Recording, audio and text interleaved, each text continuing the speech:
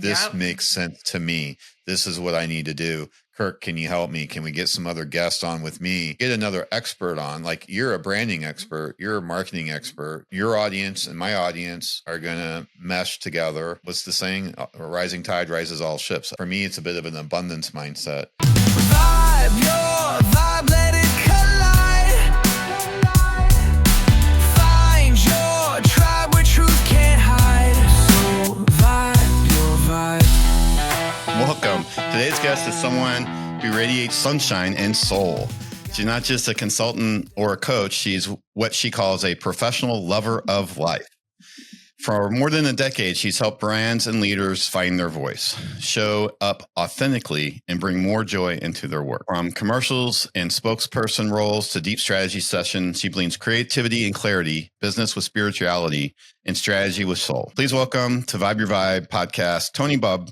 And I'm Kirk Francis, your host. Hi, there you go. That's my Kirk. little intro. Thanks so much for having me. I'm so excited to have this chat with you and Me too. my vibe with you. Yeah, that's. I just came up with that. I checked it. I had an idea for it, and I checked to see if the domain was available, and it was. And I'm like, wow, I can't believe that was available. When I think about vibe, it's like an energy thing, like the kind of energy you're bringing to the world. It's kind of like your essence. So I totally get it. And I know that feeling when you are searching that domain name and you get it. So I think that's a sign that it's like a vibration. I mean, so it's very similar to what you're doing. The idea is for people to be authentic with themselves, to just do that thing that they like and stick it out there in the world. I just had a recent podcast. He saw me and I started talking about different things. And then he saw me talking about the podcast. And he's like, oh, you lit up a little bit when you started talking about that. I have a trip coming up Monday with my wife. He's like, oh, you lit up. And then I started talking about the podcast. And he's like, then you really lit up. I like meeting different people and getting their story. But one of the things I know that you do sometimes is you do retreats. So that is something we took a break from for a while. And I have a new business, which is unnamed right now. It was the Globe Collective, but we found out recently we can't use that name in the capacity we want to. So we're kind of back to the drawing board. And with that, we are really wanting to focus more on experiences. I think the word retreat has been used in ways that's not always accurate. And so we want to create these experiences for different ways to experience joy and bring joy back into our lives. And that could even mean in a place of stillness, of just being, or adventure, in your business. Yeah. Being. So that's what we're kind of working on. Yeah. Right now we're in the brainstorming. And actually this week we decided to take a break off. So we usually have weekly meetings, and we decided to take a break from meeting to see what came to us with regards to these experiences we're going to be bringing into the world. So, all right, that's cool.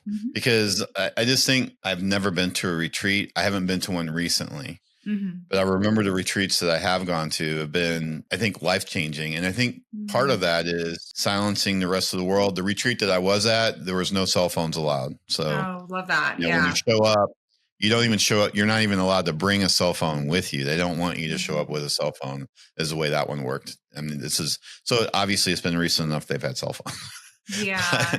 I remember going through no cell phone. Unplugged. This is the time to really reflect upon yourself and to really silence all the external noise. And it's amazing what can happen when you do that, right? And it's interesting because when I've gone on retreats before and gotten feedback from some people, they've said that sometimes they feel like there's too much to do in the retreat. And so that's something we really want to focus on, is how do we allow people to just be, but still get something out of it, right? Where we're not overwhelming them with information or things to do or options of things. Like, it's almost like, how do we remove the schedule and just allow some things to like organically happen for them within this container that feels like safe, and that they can literally just be, like you said, kind of escape from the noise and the clutter and the distraction of the world. Right. So, not really escape from the real world. I mean, just to be clear, that's not what we're talking about. We're talking about just all this external, oh, I got to go take the car and get an oil change. I need to stop by the doctor because I got to re-up my script, and I need to go do a blood test, and I got this job thing, and I got this other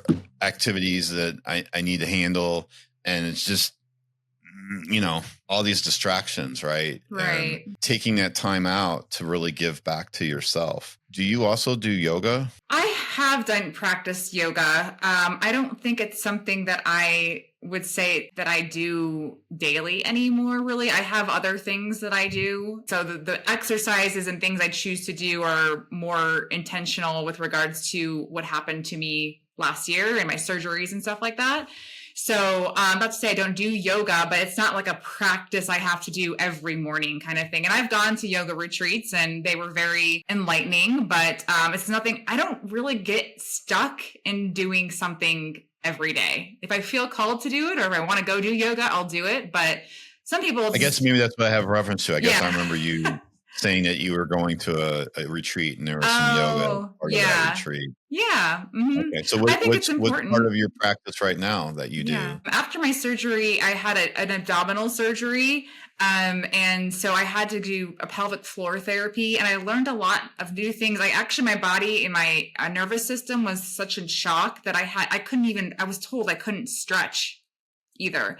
So she gave me very specific like exercises or movements to do with my body to kind of regulate my nervous system and tell my body that it was safe doing these movements. So I've kind of really kept those into practice. And then I've been able to start working out again as well. I do like 7-minute workouts and I really don't bring too much heavy lifting or weights into what I do. I do a lot of walking in nature. I think that's so important. But yeah, I'll do some yoga here and there if I feel called, but that's not really my focus right now. I'm a big fan of hatha yoga or like the slow flow, like vinyasa yoga, I think it is. But it's nothing that I'm like doing, like I said, every day kind of thing. And that would be the biggest lesson I would tell people is like, if your body or your intuition is saying, hey, you need to pay attention to you right now, it's not selfish. Don't feel guilty. You will have a wake-up call and something will happen to you more than likely if you keep putting yourself in a stressful situation. And then you got to take care of yourself so you can help them later, right? Yeah, exactly. And it was even hard after it all happened because I had to just say in my mind, like, no, like I asked them I didn't even want to hear what was going on because then I would feel guilty or feel like, okay, I want to be helping, but I can't be helping. And I'm like, I need to be healing myself right now. So my sister, my mom did a good job about just giving me very high level updates, but not giving me the nitty gritty details that would have stressed me out. It was an emotional, stressful, traumatic year for sure. And I'm still healing from it, if I was to be completely honest. Oh, really? Still not quite back. Okay. Yeah. Oh, but my body feels a lot better. But it just like emotionally and, even just talking about it makes me like emotional from a couple different perspectives. So from like a business perspective, like a larger business, I'm usually brought in when there's companies that have multiple brands. So there's like a parent brand and sub brands. And that's kind of like my area of expertise. And they're usually in some sort of transition or growth stage. Things aren't coherent. So I really kind of come in and figure out what is the voice of the company and how do we keep that consistent through all the brands, yet all the brands still have their own identity. So that's something that I really enjoy doing. And so I'm doing that right now for patent properties. 3 areas I kind of work on is brand. So really setting that foundation. Like I feel like the brand is the heart of the company. And it's that feeling you get when you see a brand, right? If you can communicate a feeling, that to me is branding. And you do that through content strategy and storytelling, right? And that's how I kind of develop it is like through content, social media, blogs, press releases. And the communications is just like internal and external. Like, so how we're developing the company and the brand internally so everyone understands what we're doing. And then also to the public and the media. So as long as that's all consistent and coherent, like then I think people get that warm, fuzzy feeling. And we're just selling land, right? But if you go look at some of our videos and stuff, like they just make you like light up and like, I want to buy land, but not in an icky, salesy kind of way, right? So that's, what I love doing. And then for smaller companies, startups, or like one-on-one individuals, that's what I really like to help people. You said it at the beginning of the podcast, and it kind of has to do with the Vibe Your Vibe, is like helping people to figure out how to do it their way and still be successful. I think that is such an interesting topic these days because there's so many frameworks and gurus and people that we see on social media showing how they found success. And I think some people get lost in that and they are in this continuous cycle of figuring it out. And I like to guide them in a way that is best for them. And still feels right and not icky, right? Because if they keep trying all these frameworks and these different ideas, they keep coming back to this place of like, this doesn't feel like me. This doesn't feel authentic. I'm not, or they don't have the success. They're not making any money. They're not getting clients. So that's kind of what I love doing, more on like a smaller business, like startup kind of way, or like a fractional business partner for like smaller companies. With regard to the branding and everything that you're doing, this is a question I'm just flat out asking it. You know, Sure. if I'm on ChatGPT, Okay. and you're the answer, what's my question? I need help. Nothing I'm trying is working. I don't feel like what I'm doing is authentic to me anymore. I feel like my business doesn't fit who I am anymore. I want to grow my business, but I don't know how to do it in a way that feels aligned with me and God. That's a big, actually, the God one is a big one. People often say they resonate with me or want to work with me because of the God factor that I do bring, using God into kind of figuring out the next steps for your business. So how do I use God to grow my business in a way that feels aligned for me would be another question they might ask in ChatGPT. Definitely mix that spirituality along with all of this effort that someone's going to have. That's always just been so important to me. I've always been very open about discussing that. And even when I was like in a very, like, I guess you would say new age, I guess, season, I was just very open about sharing that because from what I found now, and I've talked to so many people, there is this new age phase everyone goes through. But it's interesting, a lot of people end up circling back to this very simplistic Jesus Christ, Bible-based, you know, they just want simplicity. And when they get into the new age stuff, there's just so many modalities and you go down all these rabbit holes. And really what it ends up doing is pulling you away from your true source and God and your creator. Not against those things at all. And I'm still open to using some of those modalities. Yeah, I just think it's really important to discuss that because if we just ignore that part of life, we'd be not being honest with ourselves to say that doesn't affect all the other areas of our life, including our business. That's a good answer for people out there. It definitely probably limits you a little bit. Not everybody is a potential client. It's interesting though. I've worked with atheists before too. One in particular, and it wasn't like we were talking about God per se, but I told him like, this is how I usually work. And he was open-minded to it. As long as people are open-minded to the way I work, then that's all that really matters. Not the actual beliefs. Sure. I mean, you're not trying to force anything on anybody. No. Yeah, exactly. The whole purpose is to be authentic, right? Yeah. This isn't who they are. You're not going to advocate for them to take on some belief that you have, even if that's not their belief. That's not how you would work. Yeah, exactly. So I didn't realize that you've been in commercials. I mean, I've produced commercials. I've been in commercials. So I've done everything from writing the scripts to getting the talent to producing them. A lot of like more spokesperson type commercials where I'm like representing like a brand kind of thing. And then Patent Properties, I've been in some of their commercials. I direct a lot of their media. Any sort of video that's going out or commercial, I've had hands on it in the past 2 years. Put storyboards together. So I try to just really come up with something clever and different and come up with the script that we're going to say, either a voiceover or someone's going to speak. Yeah. So that's kind of how it works. How do you find success and what message to focus on for those kinds of companies? What I found that works the best with Patent Properties in particular is doing themed campaigns. So like we came up with one year, Give the Gift of Land. And we kind of did everything around that. And we had Santa Claus in there. And it just felt really homey. And I love when we can use real families because then it feels even more real and authentic. And we've been really fortunate to use real families in a couple of at least 2 or 3 of our videos or commercials. So the family element was an actual family. So you had that real interaction. Yeah, real family, real chemistry. And it was also kind of showing that generations, like buying land is not just like a for you thing, it's for the generations to come, you know? And so that was kind of neat and fun. And I talked to my team too. I love talking to the team and it's like, this is my idea. What ideas do you have to kind of complement? And I'll just like hear what people are saying, then just kind of come up. Like I always start with the script, basically, is where I start. And then I work with my videographer to come up with the visuals and the shot list. But we're always open to like being spontaneous. I think that's really important, is like you have to be open-minded to going with the flow or being spontaneous if a creative idea comes to you on set. or you have to change something. That's always interesting. I've been fortunate to have been on a few sets. Most recent one, they used my motorcycle.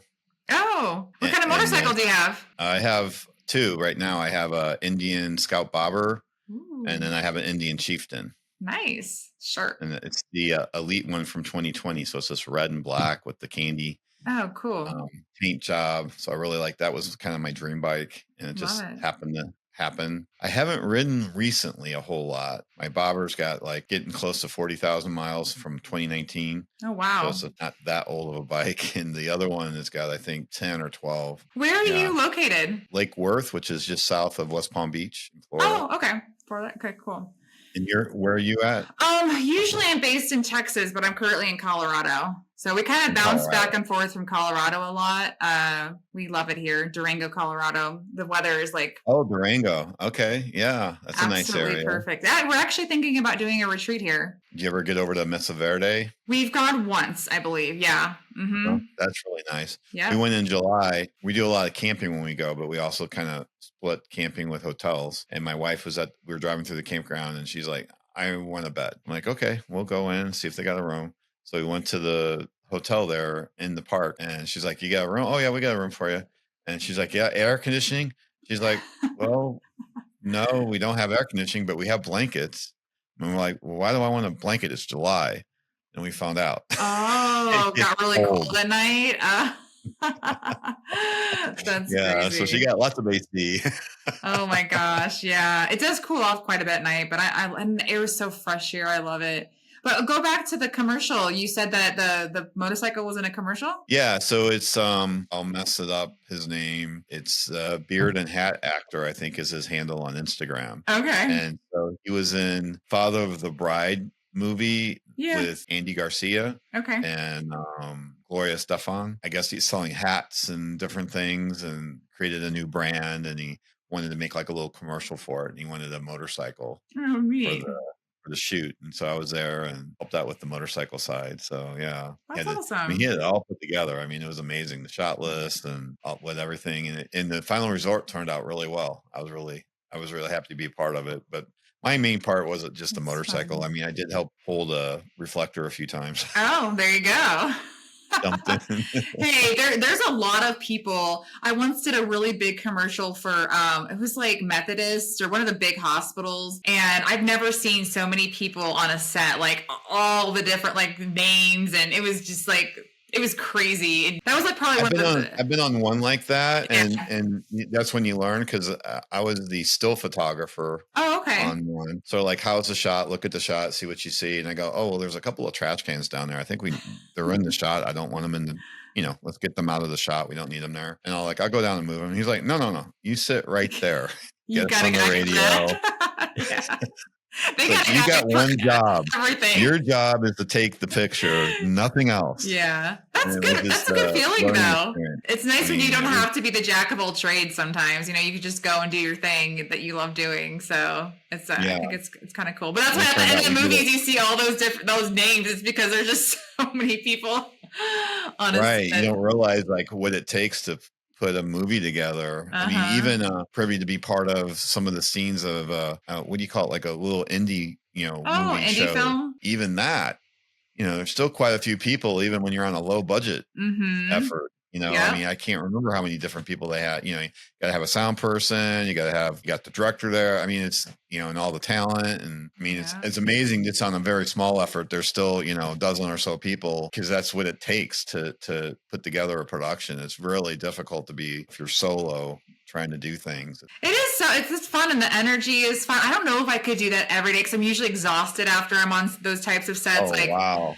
Yes. They're very long. I definitely couldn't do that every day like that for my career, But once in a while, if an opportunity pops up and I'm excited about it, I'm like, heck yeah, let's do this thing, So I think they're definitely fun to do once in a while, but not everyday career type of thing for sure. You're mostly with health and wellness and lifestyle brands, or because you're doing the land. Yeah. I'm curious, like what other brands are you more kind of inclined to work with? Yeah, mostly health and wellness.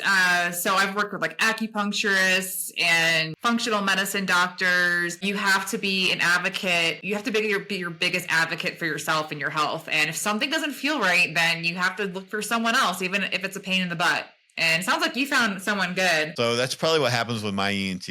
I will never forget though. He was doing something with me post-op. I was not saying anything, but the tears were just running down my face. And he tells his assistant, "You remember the lady that was screaming before that said she had a lot of pain?" She's like, "Yeah." He goes, "This guy right here, he's in a lot of pain. Just letting you know." He's in way more pain than that woman ever thought. Yeah. I was like, yeah. I have here that you've done like YouTube content. Like, is that more like a producer role, or you have a YouTube channel, or? I don't have an active YouTube, or I don't do anything on my personal YouTube now. I mean, a lot of the videos we do go on YouTube. I wouldn't say I have any knowledge of YouTube strategy. I mean, every single platform these days, there's just a strategy you have to know. But we do ads on YouTube. I'm not heavily involved really in that, other than the production side of the videos. Okay, so you did say you're kind of coming up with a new brand, but you don't have a name yet? Yeah, it was the Glow Up Collective. But like I said, we found out last week that the state of Texas said it was too similar to something else. It was interesting because we were kind of in the conversations of shifting gears anyways. And I was like, you know what? She's like, you could do it as a DBA. And I was like, I don't know. I'm just going to take that as a sign like we're supposed to completely shift in a new direction. Because we kind of been praying about it, and we kind of been feeling like something else was coming, and we really wanted to focus on the experiences. And the Glow Up Collective was really kind of focused on more like coaching and consulting. Yeah, we're going to switch it up, and we're not sure what the date is going to be yet. So, but it's still going to be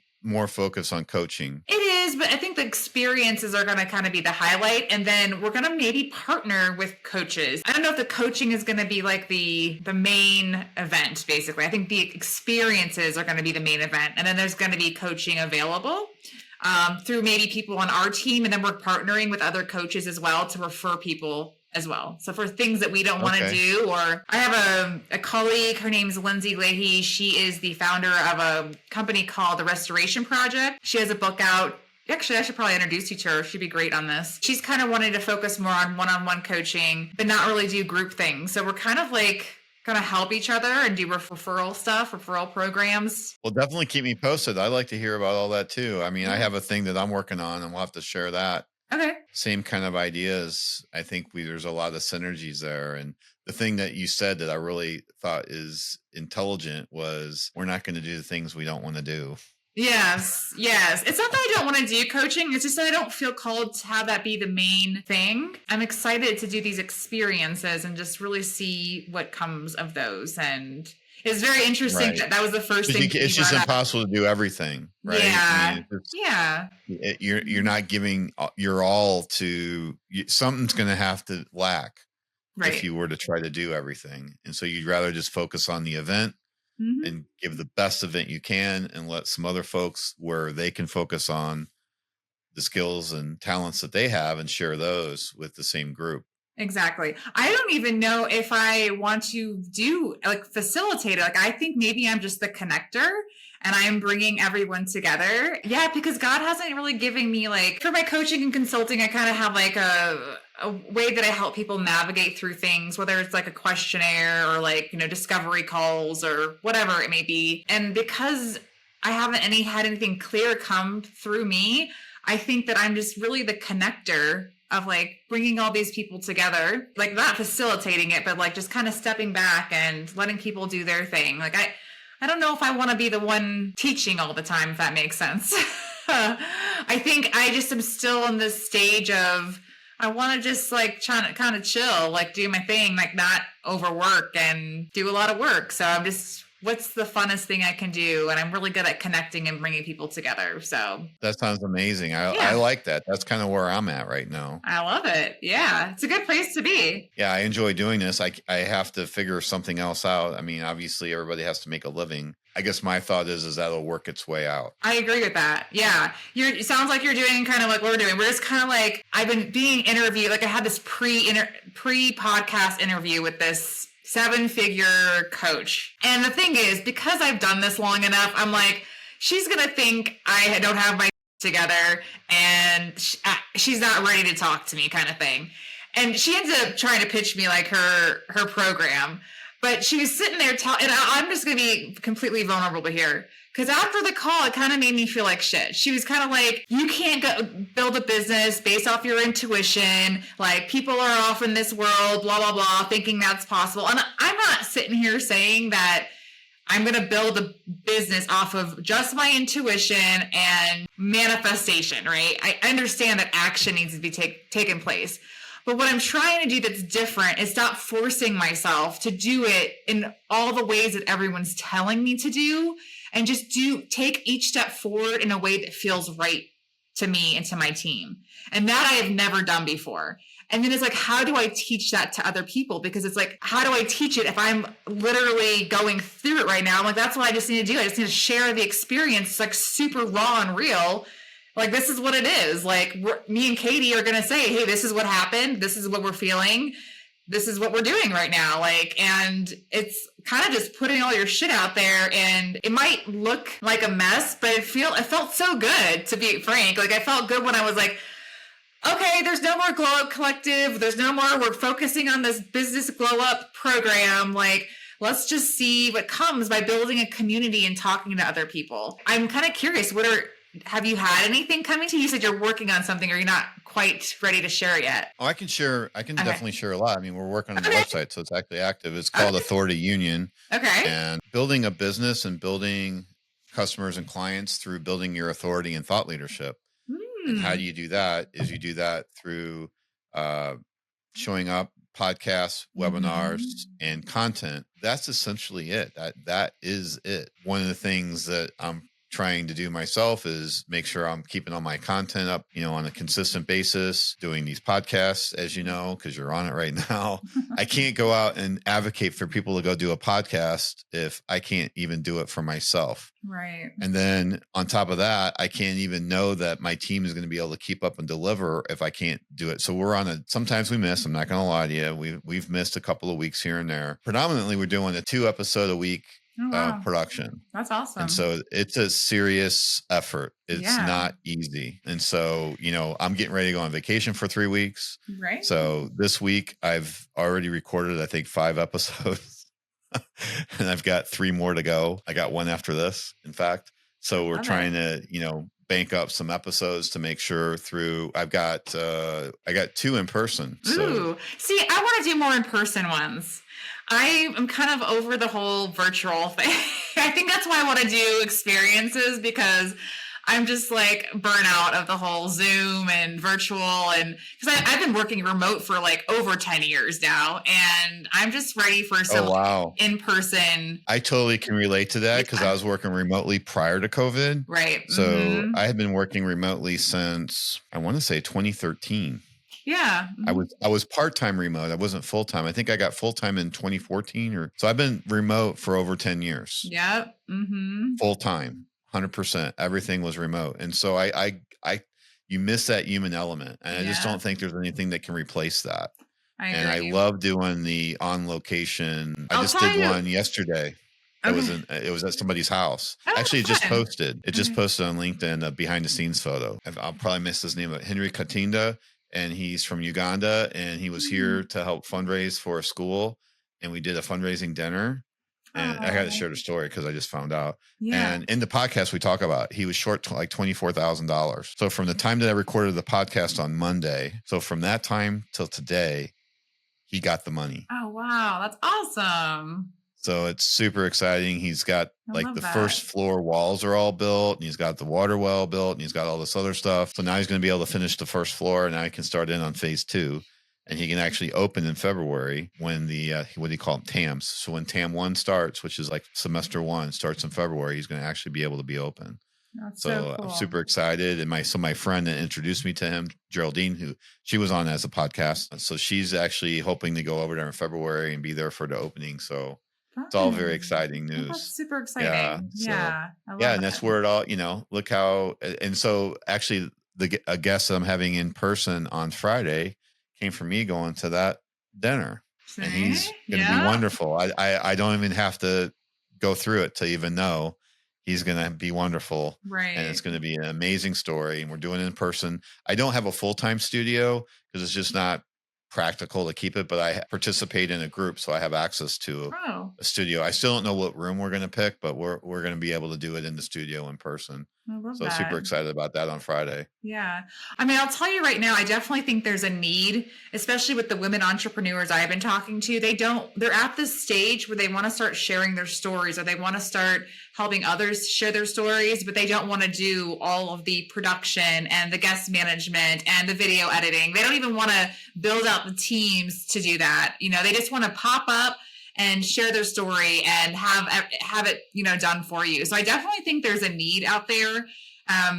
Even with Lindsay, we the original conversation started with her and I doing some sort of series. But then both of us kept talking. We're like, well, I got someone on my team I think could help. And she's like, well, maybe I have some people on my team. And then we're like, it just kind of got to this place where like, okay, maybe we don't really want to be doing this. Like maybe we need someone else to facilitate it for us or manage it for us. So those are types of conversations people are having for sure.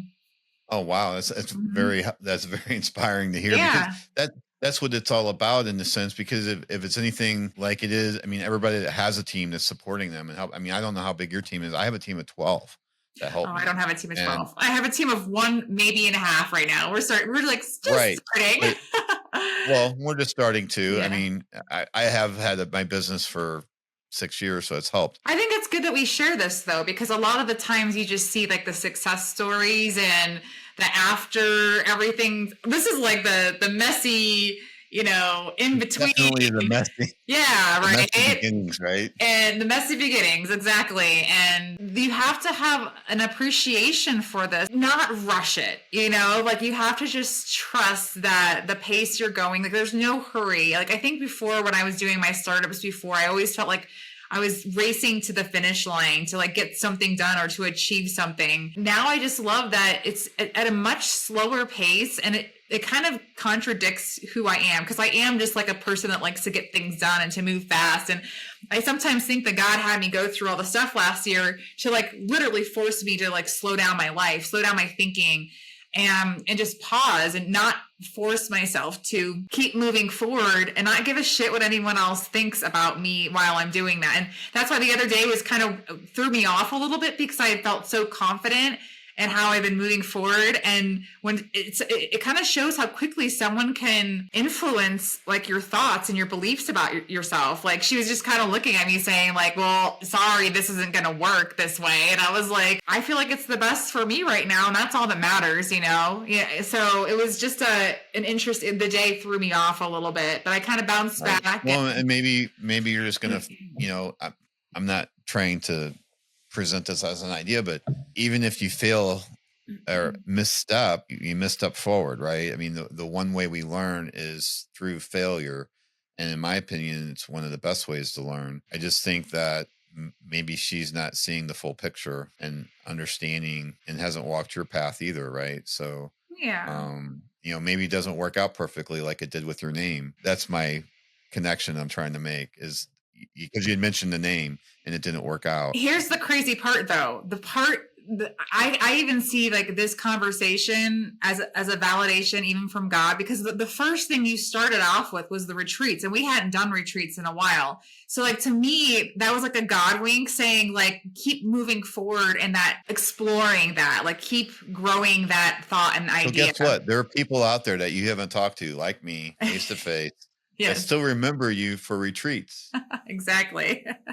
Right? Yes. Let's not lose sight of that. Mm-hmm. So you have a name for yourself, and then for whatever reason, Julie didn't find it. So I'm looking through it. I go, where's the stuff about the retreats? Because we don't have I literally have this document, and there's nothing in there about a retreat. And Julie's so really good about her resurch. Let me tell you, she's really good about this.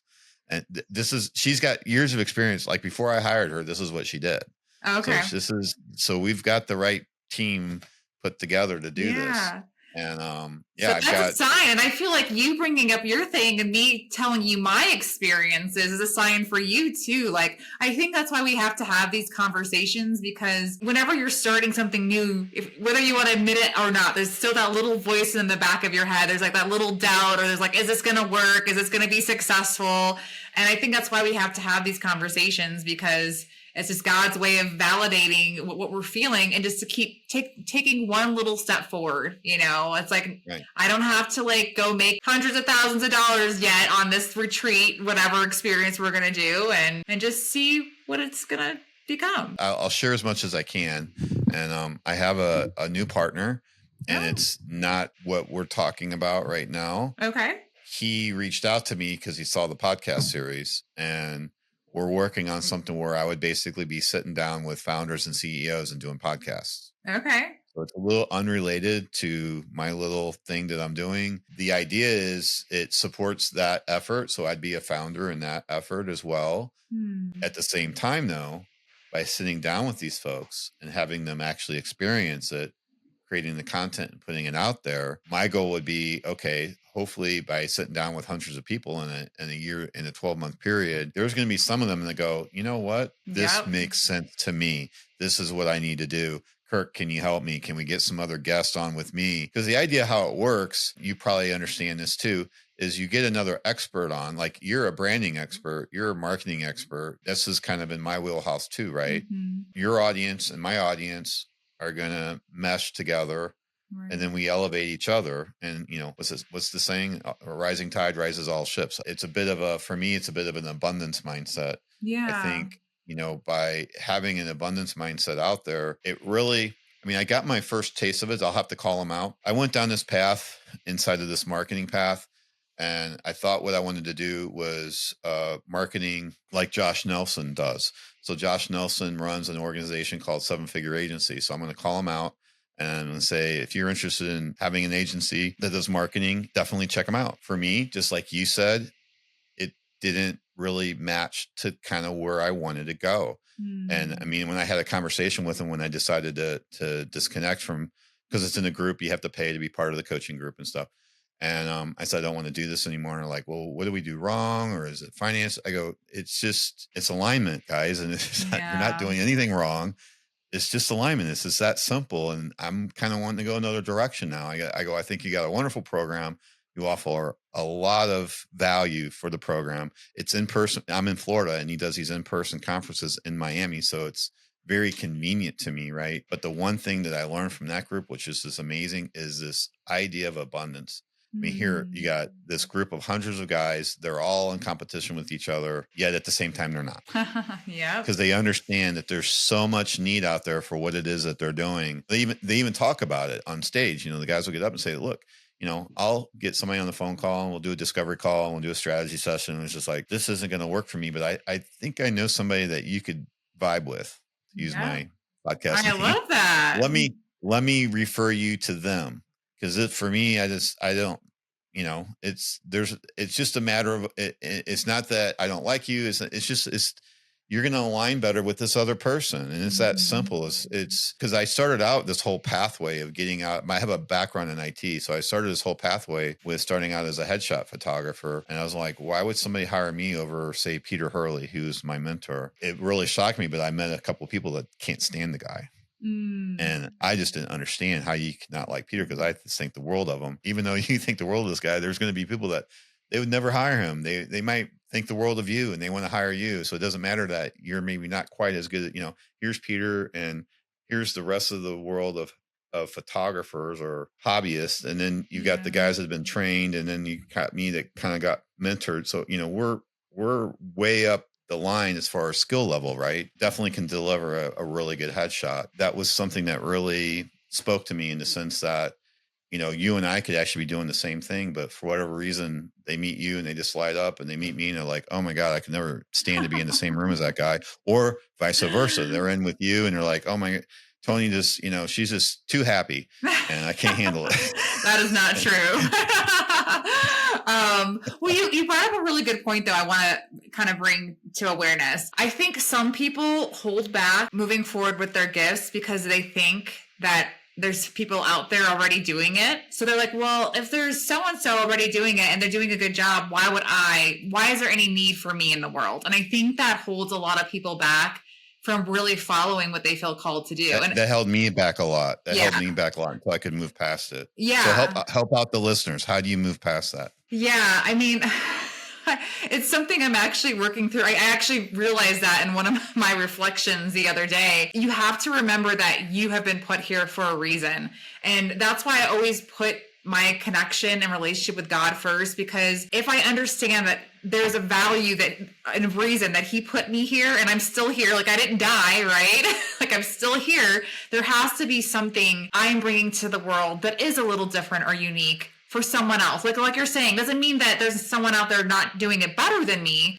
Even before I came on this call, I'm like, use me as a vessel to get the messages out to the world that you want everyone to hear, not what Toni wants to hear. And I think that's the most important part, is being confident in that relationship with God and understanding that the feelings that you feel in your heart or the directions you want to move in have been put there by God. You have to trust that and you have to just explore that. I think a lot of times people are afraid to explore if there's no definite, I'm going to achieve this, or there's going to be this end result. And once you get to this point in life where you're comfortable exploring because you know God's got your back, I think that is such a beautiful place to be. So that's what I would say. Like, I don't 100% have it figured out. I even realized this in myself like a couple days ago.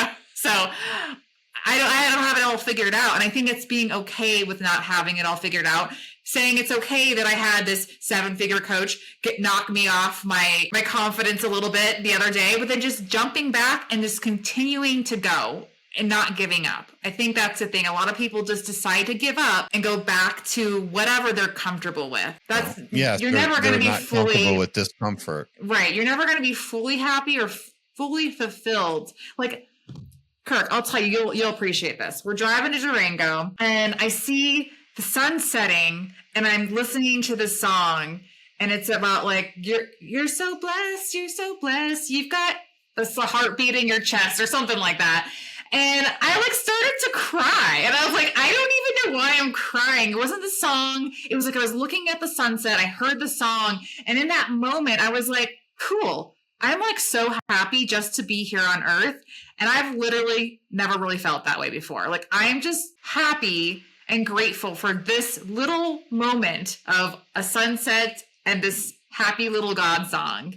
And it's like, I didn't achieve anything. I didn't get like more clients. I didn't start this big business. Oh, I know it makes me want to cry too. I wish I could hug you right now. But yeah, it just was like, I never really just appreciated just being here. I always felt like I had to achieve something or do something to be special. And that's what I would tell everyone. Like, you don't need that. Like you are special just as you are, and just keep following what you feel and it will come to you. That's part of the journey. Like you have to think, if you figured it out right away, like what's the point of being here then? Well, I think it's enjoy. I think you use the right wording and vocabulary there, is enjoy the journey, right? Of it. Be content with that journey. Be content in the now. Yes. At the end of the day, that's really all we have. We don't have the future. There's no point of sitting there and fretting about the future. And the past is the past. There's no point of sitting around and talking about all these things, good or bad, that have happened in the past, or how it used to be, if it was good and now it's not so good, or if it was bad and still whinging on about how bad it was. If you focus on today and realize, it is a beautiful day and you have a beautiful moment, it just puts a different mindset on things. The reason I got Professional Lover of Life, first of all, was because I quit my corporate job. I was a recruiter at the time. And a lot of people were always like, well, I'm an MBA or I'm a LCN, blah, blah, blah. Like they had all these initials next to their name and all these certifications. And the whole point of saying Professional Lover of Life was like, I don't give a shit what my certifications or my degree is. Like, I'm just going to be a professional lover of life, really. I feel like I always had this joy and this, not fake happy, because I'm definitely a person that gets mad. I'm Italian. So I've got that like edge and feistiness to me. but this positive outlook on life, right? And just wanting to bring fun. Like I'm the girl that like I'm an Enneagram 7, so I'm like the girl that brings on the party, organizes like everyone getting together. Like when people are in a bad mood, I'm like, let's put a song on, like dance our butts off and stuff like that. So I'm that girl. And I think after COVID, and then as I was getting sick and the stuff with my dad, I felt like slowly that just went away. And I've had very close friends tell me like, I miss this Toni that just like had this joy for life and this just like fearlessness. Like I would try anything, do anything, didn't care if I was going to fail, you know? And I think that's what I'm trying to explore is getting that back for myself. And if I feel that way, gosh, how many other people feel that way that have gone through experiences in their lives, you know, whether it's a death of a loved one or a divorce or a breakup or a failure in a job or business or whatever, they just lost that part of them that they haven't quite gotten back yet. And I think there's a way to find that. And it's interesting because my business partner, Katie, she's in a totally different part of her life right now. And I feel like she's kind of focused on more of that. Like, how do I find joy and stillness? Like, I don't want to be doing all the time. And I'm kind of getting out of that a little bit. And I'm like, how do I find joy in adventure again or in my business again? So that's what I'm kind of exploring right now. And I think the experiences is going to be a way that I discover that. You said you don't have this name yet. So what's the best way to people to stay in contact? Do you at least have like maybe a newsletter or something on maybe your personal branded website that they can stay in contact where you can reach out to them? Yeah, we have a newsletter. So I would highly recommend getting on that. And then the ToniBubb.com. And even if we get the new brand or the new LLC, we'll probably it'll be linked. Yeah, it'll be linked there too. So that's just a good what way. I have a KirkFrancis.com and then I link my Kirk Francis media there. And yeah, I love everything you're doing. Your team was amazing to work with. And I'm a huge fan of what you're bringing into the world because I think it's needed. And I'll keep cheering you on from over here, wherever I'm at. And if I'm ever in your area, I'll let you know because I usually go to Florida at least once a year and I haven't been there in a while. So I get out your way too sometimes. Okay. I think I sent you a message because you were talking about a retreat. Oh, it was about this podcast. We just bought a new car and we were going to buy my daughter's car and I was going to fly out there and drive back. And my plan was to ship my kit out there too. Oh, that was when. That's why we reached out originally. When I was in I thought I was going to do a drive this summer. Okay. Yeah. And you're like, if you're in Durango, swing on by. Yeah. I know I almost got to connect with some people that the timing just didn't work out with some people. I was kind of bummed, but I am going to go to like a startup networking event here that I'm really excited about. So it'll be good just to kind of mingle and get back into the flow of things, real networking again. So it'll be fun. Yeah, I have to. Well, I'm really excited about this new venture I have. Not the Authority. I'm excited about Authority Union as well, but this new one, it's going to be sort of like an Inc. 5000 thing, but on a more localized level. Okay. But we're going to have to reach out to all the CEOs and founders, and part of the whole program is sitting down like I'm doing with you, but finding out more about their business. And do you remember that one TV show? I think it's still maybe out there called How Is It Made? Where they take you through like a factory on like maybe how Legos are made or whatever. Yeah. So the idea is using my video skills and my video team here, because it's all local work. So it's only dealing with local companies and going there and do videos of like all their different equipment and whatnot. So it's going to be super exciting work, super creative, keep me busy. Hopefully it'll help fund me so I can keep going and doing this Authority Union concept. So can I say a prayer for you? 100%. Yeah. I'm feeling called. Okay. So God, we call in all of the team that's working with Kirk to bring his new ventures to life and to be abundant. We ask that you bring the right people, the aligned people, so that he finds joy in these new business ventures and that he grows with strength, courage, and abundance according to your will. And we just ask that he has all the right people and resources to do so. In Jesus' name, we pray this. Amen. Woohoo. Amen. So I you doing all of that. Now I have to share something else with you. Okay. I was working with this company over in the Netherlands, and I was basically the country manager for marketing and sales. We had a lot of friction and we didn't really see eye to eye. I really wanted to do this for them because they're in a super mature market in IT. where most of the people that have the platform that they serve already has a solution. May not their solution, but has a solution. It has to do with promoting software. It's called DevOps. I don't know how much IT background you have. My idea was to do this because, you raise your thought leadership, raise your authority, have meetings with other businesses. They call them IBMI champions. So these top thought leaders in the community. Because my wife was at one of the conferences and some guy came in and said, what do these guys do? And she told him, and he's like, well, I've never heard of them. She's like, well, they've been coming to this conference for 20 years. And he's like, well, I've been coming to this conference 20 years and I never saw them. I was able to use that conversation to get them to expand their booth. Yeah. And then the next year we expanded the booth and we got one of the top architects in their booth doing a podcast. And we had literally 50 people standing around. One of the partners' concept was, well, we didn't get any deals out of that. It's not a one and done. Mm-hmm. And I just really had a hard time explaining to him the power of thought leadership, the power of authority, right, and the terms that we're talking about. This one podcast with you isn't going to necessarily make it or break it. You're stacking this now, right? Yeah. So it's not just Toni saying it, it's Lindsay, it's Katie, it's whomever, right? And so it's not just one person, it's 20, it's 50, it's 100. It just keeps stacking. And that's what he just didn't quite understand it. So I basically made a tough choice because it was a significant client of mine. Yeah. So I finally made the decision to let that go. I said, well, what's the best thing I can do? Well, let me go call my trainer up. Let me just go work out right now. So I went to go work out. He's like, go warm up. And I'm on the lawn and I hear this little song, And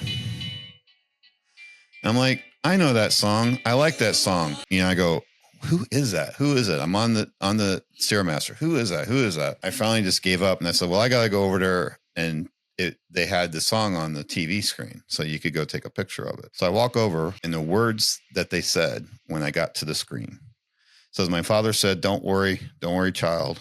See, heaven's got a plan for you. Don't worry, child now. And what are the chances of that? Right.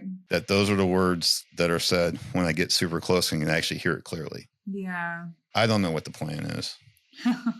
If I made a plan, God's just going to laugh. Right.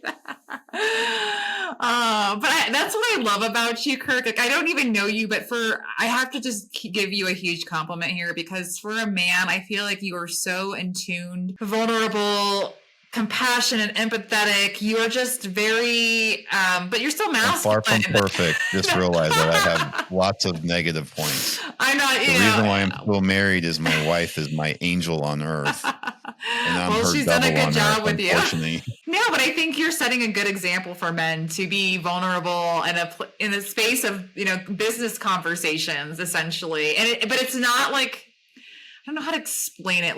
I think sometimes when you've got these woo-woo guys, it's hard to take them seriously. I felt like there was a really good balance of conversation here, and you do a really good job. So, well, that's what, and coming from you, it's very honorable. Makes me, I don't know what honorable is the right word or whatever, but it just because you have doubts, right? And you're like, is this what I'm supposed to do? It was really nice to have you on. And I really appreciate your time and learning more about this new plan that you have. So we definitely have to stay in touch about this as things move forward. Absolutely. And, thanks so much. I appreciate the thoughts and the prayers and everything. Cool. You're Thanks, so positive and such a bright light. Thank you so much. Thank you. Have a good one. All right. Bye-bye. Bye.